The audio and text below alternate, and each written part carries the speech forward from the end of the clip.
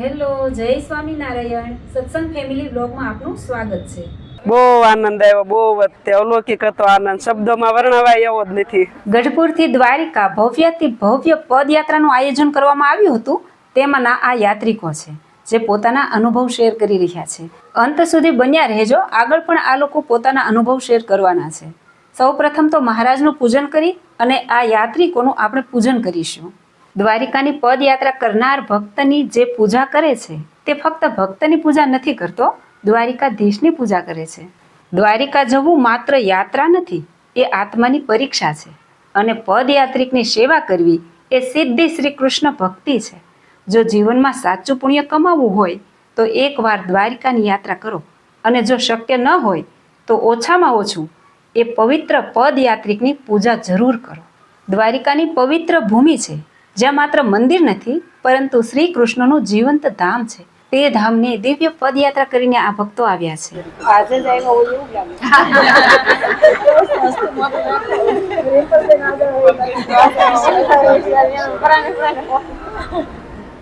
જે ભક્ત દ્વારિકાની પદયાત્રા કરે છે એ માત્ર રસ્તો નથી ચાલતો, એ પોતાના અહંકાર, પાપ અને દુઃખને દરેક પગલા સાથે પાછળ મૂકે છે. અહીંયા આપણે યાત્રિકોનું કંકુ અને ચોખાથી પૂજન કર્યું. હવે આપણે પુષ્પહારથી પૂજન કરીશું. કહેવાય છે કે પદયાત્રિકનું પૂજન કરનારને 10 યાત્રાના જેટલું ફળ મળે છે. ઘરમાં સુખ શાંતિ વધે છે, રોગ કષ્ટ દૂર થાય છે અને પિતૃદોષ પણ શાંત થાય છે. જે સ્ત્રી પદયાત્રિકને શ્રદ્ધાથી ભોજન કરાવે છે તેના ઘરમાં અન્ન કદી ખૂટતું નથી. જે પુરુષ પદયાત્રિકની સેવા કરે છે તેના સંતાન પર દ્વારિકાધીશની વિશેષ કૃપા રહે છે. અહીંયા આપણે શ્રી સ્વામિનારાયણ ભગવાને સ્વહસ્તે લખેલી શિક્ષાપત્રીને યાદ કરીએ. શિક્ષાપત્રીના 83મા શ્લોકમાં લખ્યું છે, અને જે સર્વે અમારા આશ્રિત તેમણે દ્વારિકા આદિક જે તીર્થ તેમની યાત્રા જે તે પોતાના સામર્થ્ય પ્રમાણે યથાવિધિએ કરીને કરવી. તમે જોઈ શકો છો આ શિક્ષાપત્રીના શ્લોક પ્રમાણે આ દ્વારિકાની યાત્રા કરીને આવનાર આ યાત્રાળુઓના મુખ ઉપર કેટલો આનંદ છવાયેલો છે. આ ગઢપુરથી દ્વારિકા સુધી ચાલીને યાત્રા કરનાર આ યાત્રાળુનું સન્માન શ્રી લક્ષ્મીનારાયણ દેવ મહિલા મંડળ વતી કરવામાં આવ્યું છે. એ ખૂબ આનંદની વાત છે.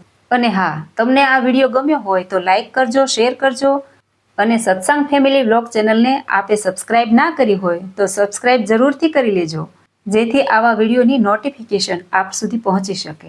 પગપાળા ચાલીને યાત્રા કરવી કાંઈ સહેલી વાત નથી.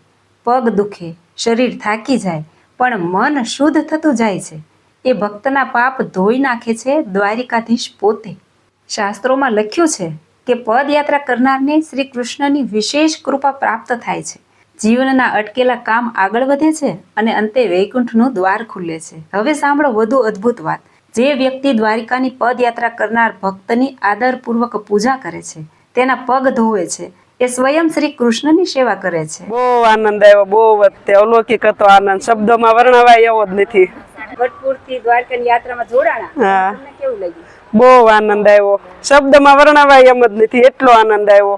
ધર્મકુળ હારે હતું. વહુજી મહારાજ હાલતા હતા, થોડાક ઠાકવીને એવું લાગે ને વહુજી મહારાજ ને યાદ કરવી ને પગ હાલવા માંડતા હતા. એવી મજા આવી. હવે બધાને સોમનાથ આવવાનું છે. તમે જોડાવાના? હા,